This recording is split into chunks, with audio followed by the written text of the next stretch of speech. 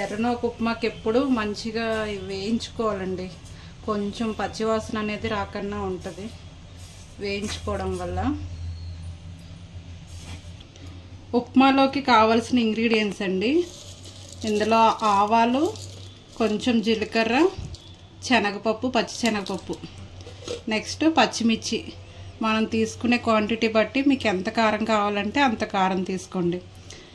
పిల్లలు కొంచెం స్పైసీ ఎక్కువగా తగిలితే తినరు కదండి. అల్లం అంటే పిల్లలు బాగా తింటే కొంచెం ఎక్కువ తీసుకోండి, తినేదాన్ని బట్టి.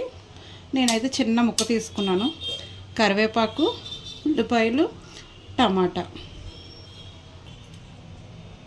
ఇవన్నీ 1 by 1 వేసుకొని వేయించుకోవాలండి. పోపులు వేసాను. నెక్స్ట్ పచ్చిమిర్చి, ఆనియన్స్,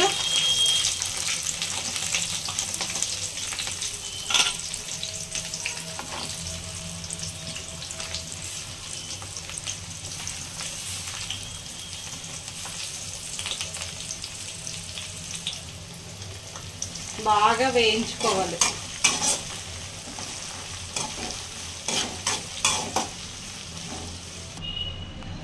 అమ్మ ఇంకా ఎగలేదా? ఎగలేదమ్మా, ఎగుతున్నాయిగా, కొంచెం టైం పడుతుంది. ఇలా ఏగేటప్పుడే ఇందులో కొంచెం ఉప్పు వేసుకుందాం. ఉప్పు వేసుకుంటే త్వరగా అవన్నీ ఏగుతాయి.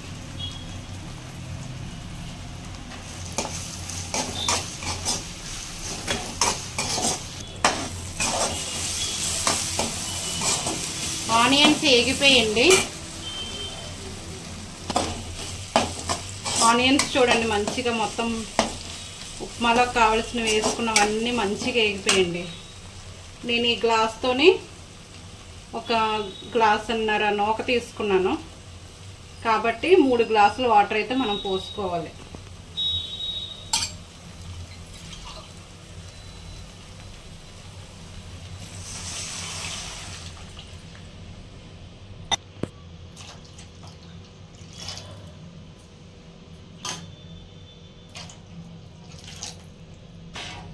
ఈ వాటర్ అంతా మంచిగా మరిగినాక అప్పుడు మనం రవ్వ వేసుకోవాలండి.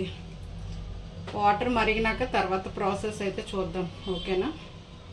వాటర్ అంతా బాగా మరిగింది, ఉప్మాలో వాటర్ అంతానా.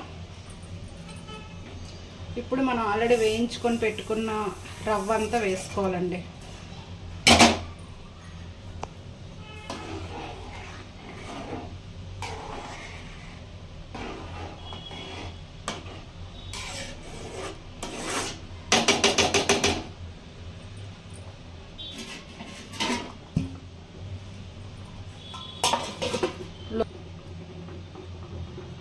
లో ఫ్లేమ్ పెట్టి ఇలా చూడండి, దగ్గర ఒక 15 మినిట్స్ ఉంచిన తర్వాత అప్పుడు ఓపెన్ చేసి చూద్దాం మనకు ఉప్మా రెడీ అయిందో లేదో.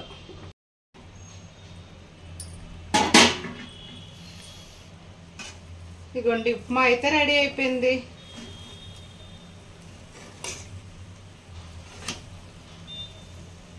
చూసారా?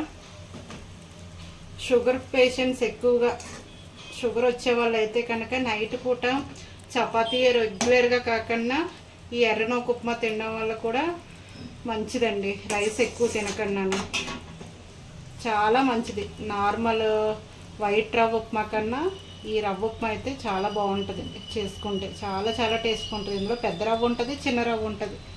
ఏది చేసుకున్నా చాలా అంటే చాలా బాగుంటుంది, ఓకేనా?